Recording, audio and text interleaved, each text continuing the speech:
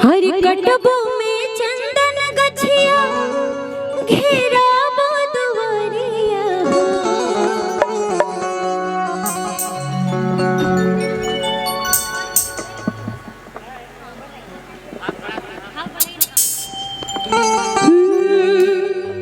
देखी ये भक्त के भाव हर कटबो में चंदन गछिया घेराबो दुआरिया हरि तू घेराइलो तू घेराइलो मैया जाए न दे हरि कटबो में चंदन गछिया घेराबो दुआरिया